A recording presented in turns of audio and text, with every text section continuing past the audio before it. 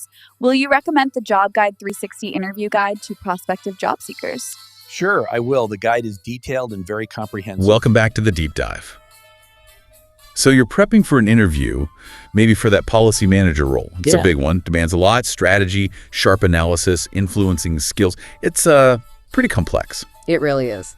Well, today, we're aiming to give you a bit of a shortcut, a structured way to figure out what they're really looking for and how to, well, nail that interview. Cut through the noise. Exactly. Our mission today, we've gone through the source material, the interview guides, what companies say they want to pinpoint, what top employers are actually after. This isn't just about listing duties. We want to help you strategize your answers, boost that confidence, and really up your chances by tackling those tough behavioral questions. And that strategy is key because the sources are pretty clear. Interviewers zero in on basically 3 core areas. If you consistently show you've got these down, you go from just a candidate to the candidate. Okay, 3 areas. What are they? Right. They're looking hard at your analytical skills, how you pick things apart. Then your ability to not just read policy, but to interpret and actually shape it. And third, maybe the most crucial bit, is how well you get the policy environment that's specific to their organization. Right, their specific world. Yeah. Okay, those 3 pillars make a lot of sense as a framework. Let's maybe unpack those a bit in this first section. Because you're right, interviewers don't want theory, they want proof. Exactly. Let's start with the first one, ability to analyze policy. So when they hit you with the behavioral question, the classic, tell me about a time when, can you give an example of reviewing a really complex policy? They're digging into your process, your mechanics. They don't just want the happy ending, right? They want to how you thought it through. Precisely. It's not just what you concluded, but how you got there. Did you spot the gaps? Did you think about unintended side effects? They want to hear that structure thinking, how you executed it, the results, and maybe what you learned from it. So you need to articulate the method, who you talked to, what benchmarks you used, that kind of detail. Yes. That shows the analytical rigor they're looking for, not just reading, but scrutinizing. Okay, that makes sense. And that flows nicely into the second competency you mentioned, understanding of policy making. This sounds like moving beyond just reviewing documents. It is. This is where you prove you're not just an analyst in a back room. It's about shaping policy, getting it implemented, moving from an idea to, reality in the organization. So demonstrating strategic impact. How do you show that? Well, you need to provide evidence of actually shaping and rolling out policy. A good answer often talks about the challenges, translating some high-level goal into rules people can actually follow, maybe how you built consensus or navigated the internal politics to get it done. The politics, always a factor. Okay, and the third one, knowledge of the relevant policy environment. You said this is about fit and foresight. Can you clarify policy environment? Is that laws, industry stuff, public opinion? It's kind of all of that, yeah. But crucially, tailored to their specific situation, their niche. Interviewers want to know if you get their current regulatory world. And this is key if you can anticipate what's coming down the track. That's the foresight piece. So predicting future challenges. Exactly. They might ask something direct, like, how is our policy environment different from other places you've worked? Or maybe, what upcoming legislation do you see impacting our risk profile in the next year? Okay, that's more than just knowing the rules. It's connecting dots, linking potential changes directly to their risks and opportunities. That's the difference maker. A great policy manager sees, say, a proposed tax change and immediately thinks about how it impacts the company's charitable giving policy, planning the internal shifts way ahead of time. That's a fantastic example. Okay, we got the 3 pillars. Let's move into section 2 then. Strategic answers. You mentioned grouping responses by theme based on the sources, starting with theme A, driving change and demonstrating impact. Sounds like where the proof comes in. Definitely. This is where you show results. So when they ask, describe a significant policy change you brought about, vague answers about meetings won't cut it. They want tangible, measurable outcomes. You need to talk strategy, collaboration, research, but end with the result. And specific details are crucial here, right? Yes. Like that example from the source material. Yeah. The environmental policy one. Yes, Okay. exactly. Don't just say you reduced waste. Use the number. I worked across departments, we reformed procurement, and it led to a 30% reduction in our company's carbon footprint. That number sticks. Why is that 30% number so powerful? Because it's not just about the policy win. It shows you have systems, you can track progress, you analyze data, you report transparently. Those are like the hidden operational skills of a top policy manager. Okay, but what if your work isn't easily measured like emissions? Say you're in HR policy or internal finance. How do you find a big number then? That's a fair point. For internal policies, you quantify things like efficiency or employee satisfaction. So take the example of shifting from a rigid leave policy to something more flexible. Yeah. The number isn't maybe a direct cost saving. It's the impact. We improved employee satisfaction scores by 15% in the first quarter without any drop in departmental productivity. See? You've quantified a human capital win, solved a morale issue while protecting the business needs. That's a great way to frame it. Okay, linking impact to theme B then. Compliance, resistance, and stakeholders. Policies aren't always popular.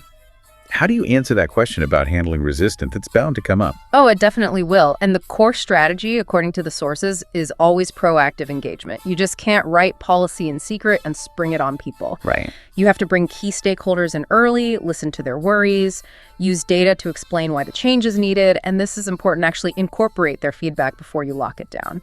It might feel slower up front, but adoption is way faster later. So it's less about forcing compliance and more about creating understanding. Absolutely. The best ways to ensure compliance are communication and engagement. When you roll out something new, run workshops. Help teams see the why behind it, how it affects their day-to-day. Compliance goes up when people get it and, feel some ownership. I remember a specific example from the sources about resistance. Something about workload fears. Yeah, the data protection policy example. Employees pushed back, not because they disagreed with protecting data, but they were worried about more work, more hassle. So what was the fix? Not disciplinary action, it was training. Lots of workshops showing how actually this new policy would eventually simplify their processes and reduce their personal risk. Frame it around the benefit to them, and resistance tends to fade. That makes perfect sense. And it loops back to collaboration, doesn't it? If you're asked about collaboration's role. You have to stress that collaboration catches blind spots, builds that ownership we talked about, and leads to policies that are just more balanced and practical. They actually work better because more perspectives went into them. It's what makes policy real. Okay, let's shift to the next theme. Theme C, assessment and maintenance. How do you show your decisions are solid? Based on evidence. If they ask, what strategies do you use for policy decisions? The key phrase here is data-driven approach. Always. It means solid analysis, looking at the issue from different angles, and consulting widely, not just internal folks either. An assessment. How do you measure if a policy is actually successful, especially when the goals might be a bit fuzzy? Success is about comparing the actual impact to the desired outcomes you set at the start. This isn't guesswork. You need measurable benchmarks to find upfront forecasted benchmarks. Really? Then you track against those. Regular check-ins, formal reviews, systematically getting stakeholder feedback. If the goal was, say, a 10% reduction in errors, you need the data to show if you hit 8% or maybe even 12%, not just a feeling that things are better. And staying current. Policies and regulations change constantly. How does the candidate show they keep up? You have to show it's an active process, not just passively reading newsletters, although that's part of it. It's attending forums, networking with peers, and even regulators, going to workshops, basically demonstrating that staying informed is a core, proactive part of your job, not an afterthought. Right, it's a responsibility. Okay, this is great for the tactical questions. Let's pull back a bit for section 3, the big picture. Synthesizing the job itself. Beyond those 3 core competencies, what are the essential skills they're looking for overall? It's really a blend. You need those strong analytical skills we discussed, definitely strategic thinking, seeing ahead. Excellent communication is huge, both written and verbal, for all sorts of audiences, and decisive decision-making. Any nice to haves? Depending on the sector, yeah. Huh. A background in law or specific regulations is often a big plus. Strong research skills, too, those can really make you stand out. And the day-to-day. What are the core roles and responsibilities boiled down? Well, yes, it's researching, developing, implementing policies, but think of it more as life cycle management, reviewing old policies, updating them, ensuring compliance across the board, communicating changes effectively, and, crucially, measuring success against those benchmarks we talked about.